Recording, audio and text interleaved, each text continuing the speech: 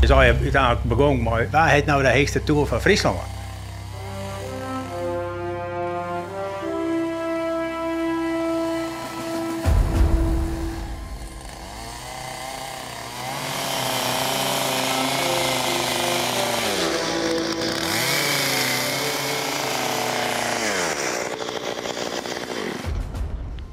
Een goeie.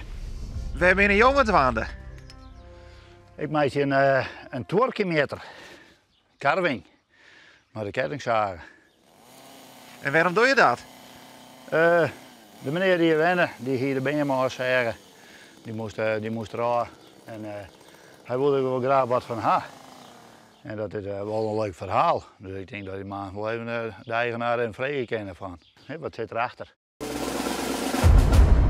Ik ben van oorsprong ik en tuin in Ouderboorn. En nou ja, je misschien net weten, maar Ouderboorn dat binnen de 12 kilometers. En er zit een legende aan vast, een volksverhaal. En hier in Tjom binnen de lintjesnijers.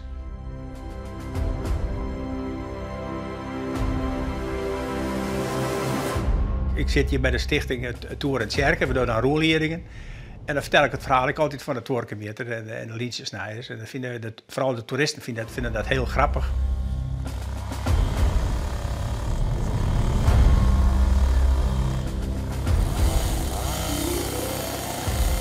En wordt dit een historisch figuur? Ja, het is ik had het nou 1700 weer, of nog eerder.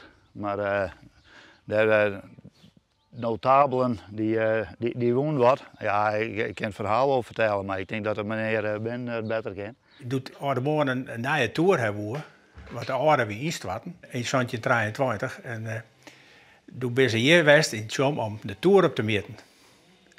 Want zij wonen uiteindelijk een hegere toer als die van Tjom.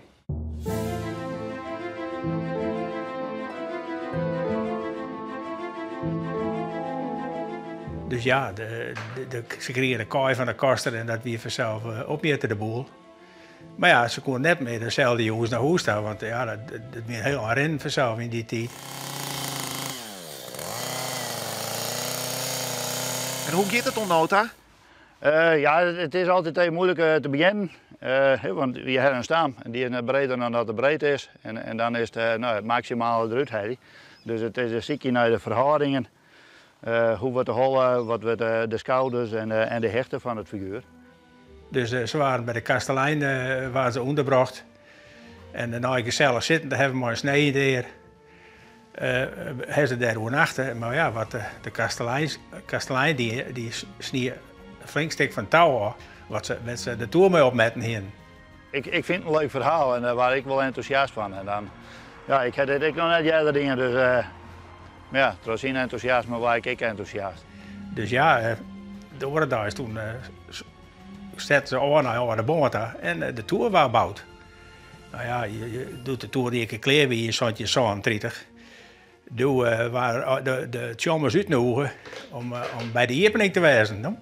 Dus ja, zie je nog de sek op de Tjommers en de baas dachten van hé, wat zou er in die sek zitten? Zullen wij soms een cadeau krijgen? Maar ja, toen de sek open kwam, toen bleek dus dat daar de rest van het stuk touw in zit. Wat de Tjommers er afsneden hier. En vanaf dat moment weer de Tjommers de lintjesnijers en de baas de 12 kilometers. Maar degene die dat dus nou vertelt, is dus een 12 kilometer. Ja, goed. Slag het wat? Mag ik even helpen? Ik kreeg al opmerkingen, maar dit wordt een totaal of een kwast. Nou, dat is wel grappig, hoor. Maar net iemand die het weet hier in het warm wat het wordt. Maar het wordt dus een standbeeld van Ouderboorn, wat hier dus in Tjom komt te staan, bij mij in de tuin. Ja. Ja, prachtig. Ja, dit wordt hem zo, hoor. Dit wordt hem zo worden, hoor. Ja. En hoe kun je het dorpsgenoten daarop reageren? Nou, ik denk dat het wel heel hilarisch vinden, jawel.